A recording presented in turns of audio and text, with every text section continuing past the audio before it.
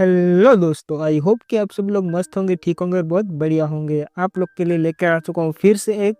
New episode. इस episode के अंदर बहुत ज़्यादा मजा एंड थ्रिलिंग आने वाला है, क्योंकि इस एपिसोड ये सीरीज़ का हमारा लास्ट एपिसोड रहने वाला है, जो कि थर्ड प्लेनेट के ऊपर हम जाने वाले हैं, जो कि वो ऑब्वियसली भी रिवोल्यूशन करने वाला है इस एपिसोड के अंदर।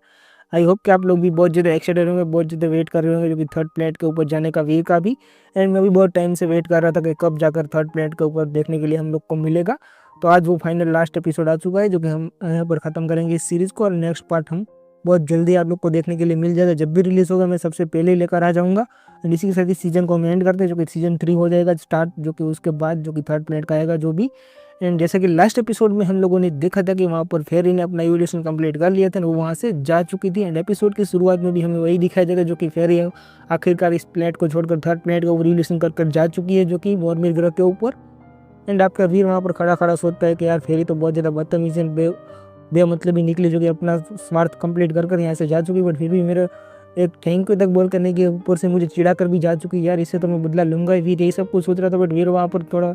आराम करने के लिए वहाँ पर बैठ जाता है, जो कि वीर ने बहुत ज़्यादा सफ़र करने के बाद फेरी को इवोल्यूशन कराया था, इसलिए वीर बहुत ज़्यादा हैरान था। वीर जो कि वहाँ पर बैठ जाता है, जो कि वीर को कुछ अपनी सी ऑफ सोल के अंदर कुछ क्रैकिक्स आना शुरू हो चुके, इसलिए वीर वहाँ पर बैठ चुका था। वीर तुरंत ही अपने मन में सोचता है कि मेरे सी ऑफ सोल के अंदर आखिर हो क्या रहा है, जो कि मुझे कुछ पता क्यों नहीं चल रहा, मेरे सी ऑफ सोल के अंदर हो क्या रहा है। वीर को तुरंत ही पता चलता है कि उसकी सी ऑफ सोल के अंदर मौजूद, जो कि वो उसकी जो सुपर डेविल सोल थी, जो एक बार रिपर्स डेविल सोल थी, जो कि वीर ने मयंक मनचंदानी के ऊपर अपने होस्ट के तौर पर बनाकर रखा था। मयंक मनचंदानी इसको वीर ने अपने होस्ट के तौर पर रखा था, तब वीर ने उसके ऊपर अपनी इस डेविल सोल को उसके ऊपर अटैच कर रखा था, इसलिए वीर को सारी की सारी मनचंदानी से उसकी डिटेल मिल सकती रहती थी। एंड वीर के सी ऑफ सोल के अंदर वो झकड़ा हुआ जो कि ड्रैगन्स था, एक्वा रिपर था, वो तुरंत ही वहाँ पर पूरी तरीके से डिस्ट्रॉय होना शुरू हो जाता है वीर के सी ऑफ सोल के अंदर। वीर भी ये नज़र अपने सी ऑफ सोल के अंदर देख रहा था कि उसके एक्वा रिपर डेविल सोल अब मारी जा चुकी है, जो क्लॉक जैसी थी ना, क्लॉक वो मारी जा चुकी थी। वीर को बहुत ज़्यादा एक्साइटेड हैरान इतनी हो रही थी, जो माइक वन जिंदा ने इतने सालों तक उस एक्वा रिपर डेविल सोल के अंडर रहा था, फिर भी आज तक वीर को कोई भी ऐसी जानकारी नहीं दी थी वीर के लायक हो। बट फिर भी वीर ये देखकर बहुत ज़्यादा हैरान था कि जो मयंक मनचंदानी के पास इतना ज़्यादा माइंड के ऊपर इतना ज़्यादा पोजेस्टेड कंट्रोल है ना, कि उसने मेरी सुपर डेविल सोल तक को हरा दिया है। जो कि यार वो जब इवोल्वर बनना नहीं था, बट फिर भी उसने इस डेविल सोल को हराया है, तो यार उसके अंदर तो बहुत ज़्यादा कॉस्ट एंड पावर से मुझे भी इस बंदे से सावधान रहना पड़ेगा इन फ्यूचर। जो कि मयंक मनचंदानी को मैं इतना हल्के में नहीं ले सकता, जो कि उसने एक सुपर डेविल सोल को हराया, देखो बहुत बड़ी चीज़ है। वीर को अपनी सुपर डेविल सोल खोने का इतना ज़्यादा गम नहीं था, उतना ज़्यादा मयंक मनचंदानी को आज़ाद होने में वीर को गम लग रहा था। जो कि वीर यही सब कुछ सोच रहा था। आखिरकार आफ्टर हमें कुछ टाइम के बाद का सीन दिखाया, जो कि वहाँ पर मयंक मनचंदानी की तरफ, जो कि मयंक मनचंदानी आखिरकार उस डेविल सोल से आज़ाद हो चुका था। एंड वहाँ पर वीर भी वो भी मन में सोच रहा था कि वीर को भी ये सब पता चल चुका होगा कि मैंने उसकी डेविल सोल को हरा दिया है, जो कि उसकी डेविल सोल डिस्ट्रॉय हो गई होगा, तो उसे ऑब्वियसली पता चल ही चुका होगा, जो कि मैंने डिस्ट्रॉय की है। तो वहाँ पर मयंक मनचंदानी यही सोचता हुआ आगे बढ़ता हुआ तुरंत वहाँ से सीढ़ियों से नीचे उतरने लग जाता है। तुरंत ही उसके सारे के सारे जितने भी बॉडी गार्ड्स है वो तुरंत ही उसके सामने झुकना शुरू कर देते हैं। यंग मास्टर आप फिर से आ चुके, जो कि फिर से आप मैदान के अंदर एंटर ले रहे हो, तो आपको बहुत बहुत बधाई। ऐसे वैसे सब लोग बातचीत कर रहे थे, मयंक मनचंदानी को वेलकम पार्टी दे रहे थे, जो कि उसके सारे बॉडी गार्ड पर्सनली।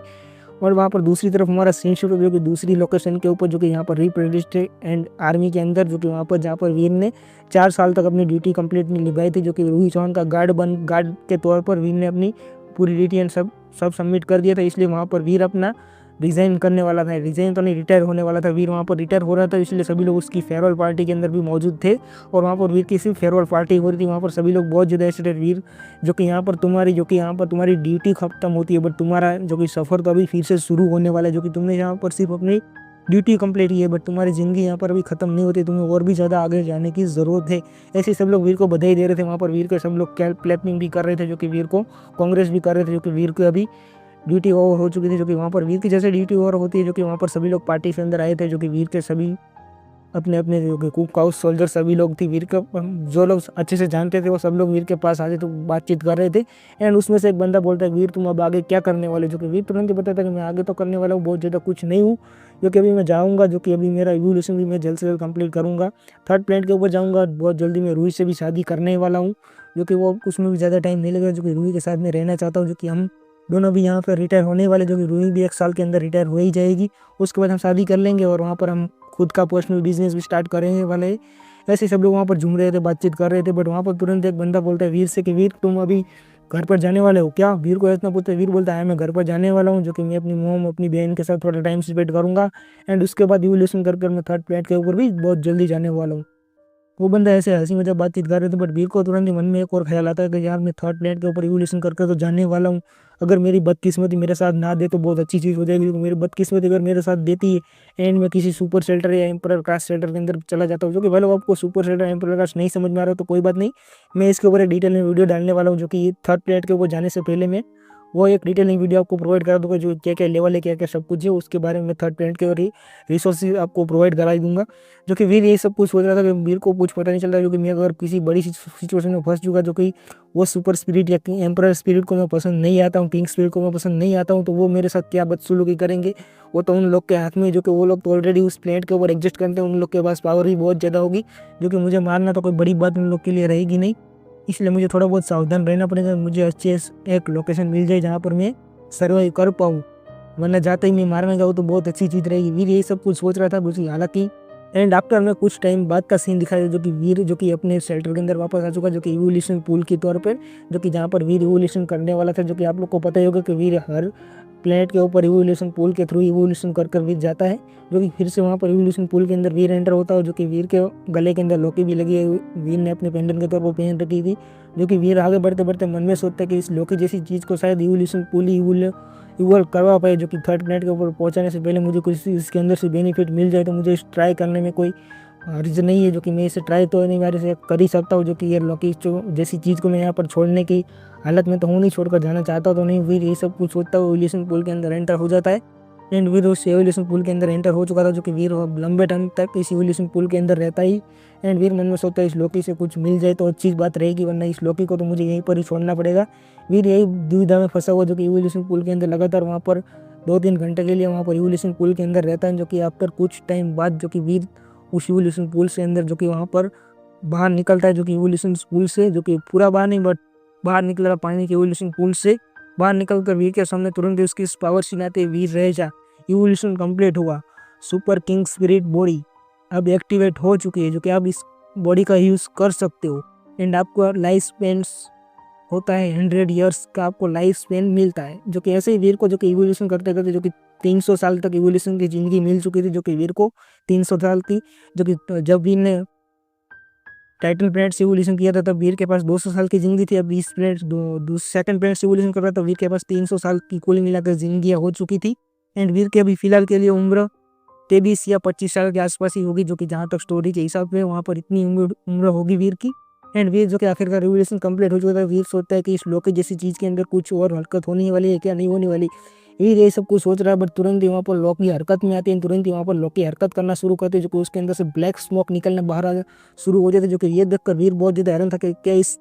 लॉकी जैसी चीज़ से अंदर से कोई चीज़ बाहर आने वाली है। जो कि लॉकी जैसी चीज़ के अंदर से वहाँ पर ब्लैक बाउंडर निकलना शुरू हो जाता है, जो कि लगातार बढ़ता ही रहता है। जो कि ये देखकर वीर सोचता है क्या कुछ इसके अंदर से मुझे बेस्ट बेनिफिट हासिल होने वाला है क्या, आखिरकार मुझे मेरे इतने टाइम के बाद कुछ मिलने वाला ही है क्या आखिरकार। बट वहाँ पर कुछ अजीबो गरीब हो जाता है चीज़, जो कि वहाँ पर लॉकी जैसी चीज़ की वजह से जो कि